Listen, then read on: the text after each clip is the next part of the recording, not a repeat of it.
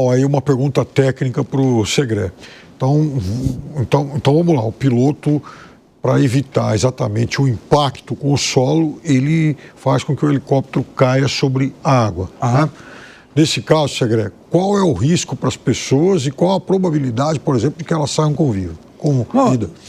Todas. Muito mais do que se cair no chão. Até porque se cair no chão pela estrutura do chão... Pode explodir, com certeza, se tiver combustível, e certamente tem.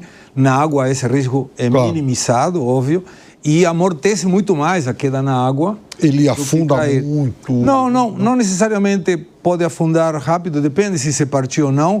O risco aí, quando afunda, eventual, é ficar preso ao cinto de segurança.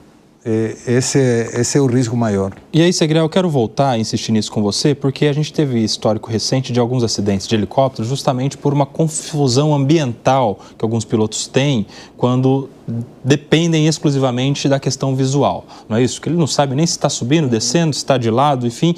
A gente teve algo parecido há algum tempo atrás aqui no Brasil, não sei se vocês se recordam, no caso que repercutiu muito, de uma queda de helicóptero de uma noiva que estava indo para o casamento e que tinha uma pessoa filmando ela dentro do helicóptero e que filmou ali, infelizmente, também toda a tragédia, o helicóptero se perdendo no meio de uma floresta, justamente por uma confusão ambiental mesmo que o piloto teve. Recentemente também tivemos algo parecido, dá para até a gente buscar as informações exatas aí, mas há questão de 3 meses atrás, algo parecido de um helicóptero saindo aqui de São Paulo, sentido interior, com um casal e sua filha, em que eles também teriam se perdido ali ambientalmente, com informações preliminares, porque isso ainda está em investigação do CENIPA, e que justamente acidentes que se dão por conta da falta de visibilidade, e aí o piloto não tem condições nenhumas de entender a sua real condição de altitude, de direção. Explica isso para a gente, isso é muito peculiar do helicóptero, né, Segré? Você dá uma condição muito peculiar. Primeiro, a maioria dos voos de helicóptero são visuais, não são por instrumentos. No caso desses voos, são todos visuais. Não tem como você fazer um voo turístico, seria a mesma coisa. Vamos visitar as cataratas do Iguaçu, quando na época tinha voos de helicópteros. Aí você vai e faz um voo que não dá para ver nada. Ninguém vai querer pagar um voo que não é visual, quando o objetivo é ver a catarata, ou ver a Estátua da Liberdade.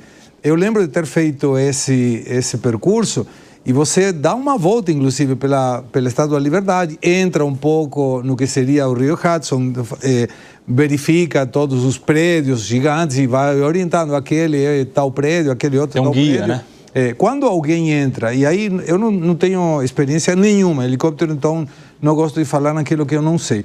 Mas quando você entra numa nuvem, e eu entrei já numa nuvem pilotando um avião, você perde todo o sentido da orientação.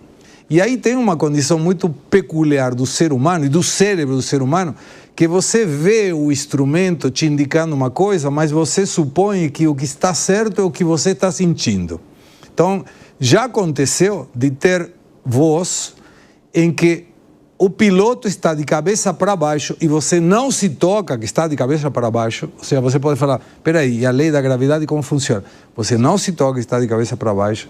Aí está, olha a queda. Aí temos uma imagem... Agora sim, imagens que a gente tem recuperadas, que começam a chegar na nossa redação, do momento da queda desse helicóptero. Estou direto. A gente tem ali um helicóptero despencando, sem cauda, inclusive, Segré. O helicóptero, ele simplesmente despenca. Então não tem aquilo que a gente estava cogitando aqui de autorrotação. Imagens que já estão na internet, das redes sociais e que vão chegando à nossa redação. O helicóptero simplesmente despencando e sem cauda, ou seja, aqueles relatos iniciais que foram prestados às primeiras equipes de jornalismo que estavam cobrindo lá nos Estados Unidos, de que o avião parecia ter se partido, de fato agora se confirma por estas imagens. O helicóptero caindo totalmente sem cauda e na vertical, Segré. É muito estranho isso, aí estolou direto, não tem como fazer autorrotação, não. Sem cauda, além do mais, o helicóptero não tem condições de voo. Sem cauda, sem o rotor traseiro, não tem condições nenhuma de voar. Mas chama a atenção que ele se partiu mesmo, ou pelo menos perdeu parte da sua estrutura. Será que isso aí indica o quê? Você pode ter se chocado com algum outro equipamento, algo no céu, o que pode ter explicado um avião se partir antes de cair no chão? Não, mas um helicóptero, por exemplo, não tem como, por exemplo, você pode, num avião, atropelar, por dizer uma forma muito simples de entender, um urubu. Quando você decola, eu saía de Jundiaí, você vê o urubu, sai daí, fuge deles, sempre. Pode ser chocado com um pássaro. Sempre. Mas é difícil, porque aí o pássaro poderia eventualmente atrapalhar a parte da frente do helicóptero, frontal, não a parte de trás do helicóptero. É muito estranho.